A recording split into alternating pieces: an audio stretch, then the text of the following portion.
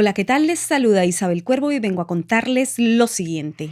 Continuando con la información que les he ido entregando en los últimos días sobre el panorama económico mundial de escasez, desabastecimiento, inflación, que ya debes estar sintiendo y por supuesto viviendo, y en el que nos han metido los sabios que mueven los hilos del poder económico en el planeta, pues no puedo dejar pasar la semana sin traerles a observación la figura de Christine Lagarde, presidenta del Banco Central Europeo desde noviembre de 2019, justo antes de que hiciera la entrada triunfal la pandemia. Es una abogada, atención al dato, y también una política francesa.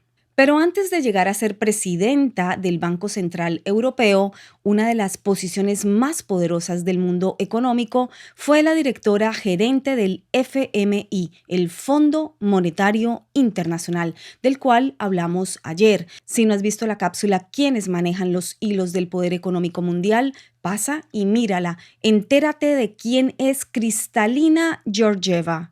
Christine Lagarde estuvo en el FMI desde el 2011 hasta el 2019, de donde se retiró para pasarle la batuta a la búlgara Kristalina Georgieva. Lagarde también ha ocupado previamente cargos en el gobierno francés. Fue ministra de Agricultura y Pesca, ministra de Comercio y ministra de Economía, Finanzas e Industria. Así como también fue la primera mujer ministra de Asuntos Económicos del G8.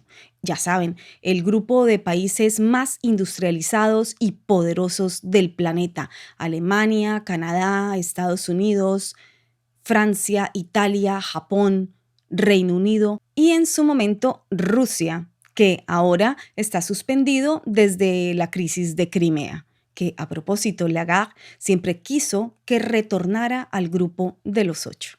Pronto los medios hegemónicos la catapultaron como una economista y abogada de primer orden. En noviembre de 2009, el Financial Times la nombró como una de las mejores ministras de finanzas de la eurozona. Ese mismo año, Forbes, la principal revista especializada en economía, la catalogó como la 17ª mujer más poderosa del mundo. Así que en 2011 Lagarde llegó al FMI, convirtiéndose en la primera mujer directora del organismo más importante en materia de decisiones económicas del mundo. Pero en ese mismo año también se abrió una investigación sobre supuesto abuso de poder de Lagarde. El 3 de agosto de 2011, un tribunal francés ordenó que se investigara a Lagarde para saber qué rol había jugado como ministra de Finanzas durante el gobierno de centroderecha de Sarkozy en el caso legal de un poderoso empresario francés. El empresario y magnate francés Bernard Tapie ganó un litigio que lo llevó a recibir 403 millones de euros que salieron de los fondos públicos franceses. El famoso caso Tapie comenzó en 1993, cuando el empresario vendió su participación mayoritaria en Adidas a Crédit Lyonnais, un banco que entonces era en parte propiedad del Estado francés. Pero hay que anotar que Tapie vendió su parte justo antes de aceptar entrar en política, tal vez para evitar conflictos de intereses, y luego acusó al banco de fraude por haber vendido el banco después las acciones a un precio más alto y entonces lo demandó. 12 años después de un largo litigio y con alguna sentencia en contra, la victoria de Nicolas Sarkozy en 2007 cambió el panorama a favor de Tapie, gran donante de la campaña presidencial de Nicolas Sarkozy. Fue entonces cuando Christine Lagarde puso en marcha el arbitraje privado en su ministerio y en 9 meses se resolvió el asunto con la adjudicación de 403 millones de euros en compensación para el magnate francés. Incluso 45 millones se le entregaron libres de impuestos en concepto de perjuicios morales. En 2013, la prensa reveló una carta de Lagarde a Sarkozy, carta hallada por los investigadores durante un registro a su casa y en la que sin restricción le dice que, por favor, la utilice. Y cito, abro comillas, utilízame mientras te convenga a ti y a tu acción. Si me utilizas, te necesito como guía y como apoyo. Dos puntos. Sin guía me arriesgo a ser ineficaz. Sin apoyo me arriesgo a tener poca credibilidad. Con mi inmensa admiración, Christine L. Cierro comillas. Chin chin, el sonido del dinero a millones puede hacer escribir cursilerías al más alto nivel de corrupción. No sé. Dime tú. En 2016, los investigadores concluyeron que Christine Lagarde, como ministra de Finanzas, había pasado el caso del poderoso empresario a un panel de arbitraje privado, que fue quien finalmente falló a su favor, otorgándole más de 400 millones de euros de dinero público, es decir, dinero de los impuestos pagados al Estado por los franceses. Por este caso, Lagarde fue acusada de negligencia con el dinero público, aunque no lucía muy preocupada en audiencias. El poder del poder y de saberse dueño del poder. Lagarde negó toda responsabilidad y dijo que no había visto todos los documentos, que todo se hizo a sus espaldas. Frase muy utilizada por políticos incluso de poca monta, como por ejemplo Ernesto Samper, expresidente de Colombia e investigado en 1995 por recibir dineros del narcotráfico en su campaña política y con la cual garantizaba no aprobar la extradición de los mafiosos de la época. Todo a sus espaldas, ¿recuerdas? Y hoy ese mismo Samper es citado e invitado por todos los medios hegemónicos de comunicación como la gran autoridad moral y política. Aliado de Gustavo Petro, el candidato presidencial de extrema izquierda, militante del grupo terrorista M-19 y quien tiene que firmar hoy en día documentos en notaría pública comprometiéndose a no expropiar bienes privados en caso de llegar a la presidencia de Colombia para poder seguir así su campaña. Bueno, ese Samper, de ese estamos hablando. Los mismos con las mismas. Pero volviendo a Christine Lagarde y el caso Bernard Tapie, no solo la entonces ministra de Economía Lagarde fue investigada, otros 6 funcionarios, incluido su ex jefe de gabinete Stéphane Richard, también fueron investigados por fraude, pero todos, por supuesto, todos negaron haber actuado de forma incorrecta o ilegal. Los detectives han pasado años tratando de establecer si el dinero fue entregado a Tapie bajo las órdenes de Sarkozy a cambio del apoyo del empresario a su exitosa campaña presidencial de 2007.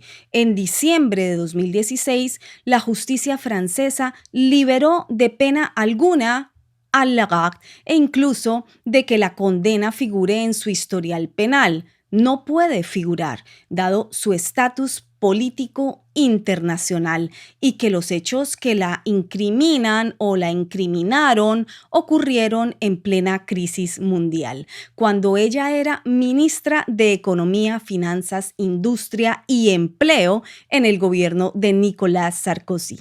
O sea, el mundo en crisis y entre poderosos se condonan. ¿Me sigues?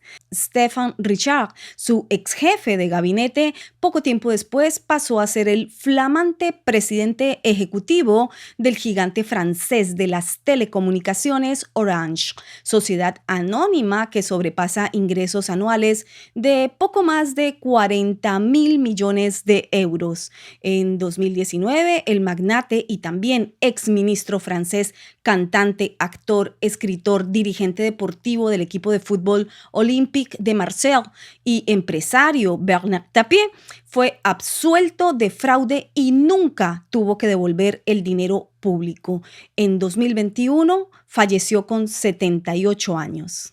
Por su parte, Lagarde fue reelecta como directora del FMI, el Fondo Monetario Internacional.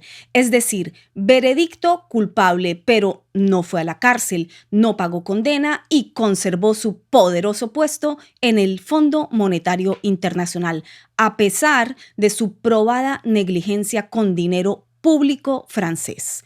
El sueldo anual de Lagarde en el FMI en 2019 fue de poco más de $460,000 netos, más un poco más de $83,000 para gastos. Valga anotar aquí que los empleados del Fondo Monetario Internacional no pagan impuestos sobre su sueldo, excepto los empleados estadounidenses. Hoy, Christine Lagarde, como presidenta del Banco Central Europeo, la invitada especial de la última boda de George Soros, la que cita a Carlos Marx en sus discursos diciendo que el capitalismo lleva las semillas de su propia destrucción, gana la módica suma de poco más de 421,000 euros anuales.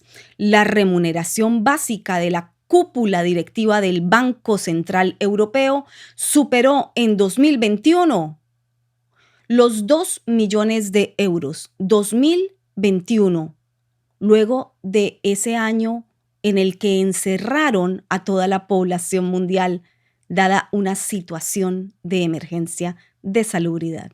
¿Te acuerdas? Mientras tanto, ellos marcaban estos dígitos a su haber. Porque es que son tiempos de crisis, así que hay que remunerar a los que saben. El Banco Central Europeo es el banco de los 19 países de la Unión Europea que utilizan el euro y aseguran que su función principal es mantener la estabilidad de precios y la inflación baja, estable y predecible. Dicen que de esta manera te ayudan a planear tus gastos y tus ahorros. ¿Qué crees? A todos los que siguen mi trabajo informativo desde Europa, cuéntenos sobre su estabilidad de precios, su baja inflación en 2022, estable y duradera. También, por supuesto, predecible. Tiempos de plutócratas. El surgimiento y posicionamiento de los nuevos súper ricos globales y la caída de todos los demás. Por hoy, ahí te lo dejo. Recuerda suscribirte al canal y si quieres ayudarme a ayudar, bajo el video tienes información de cómo hacerlo. Deja tu like y comparte el enlace directo de cada cápsula informativa. Así rompes la censura y engañas el algoritmo de YouTube que se ve obligado a abrir la ventana de visibilidad de este canal. Presiona el botón unirse si deseas ser parte de alguno de los 4 niveles de membresía de este canal. Gracias a mis moderadores, voluntarios y miles de suscriptores que me dejan sus mensajes por aquí y por todas mis redes sociales. Gracias, los leo. Y recuerda que Isabel Cuervo siempre te dice lo que los medios callan. Bye bye.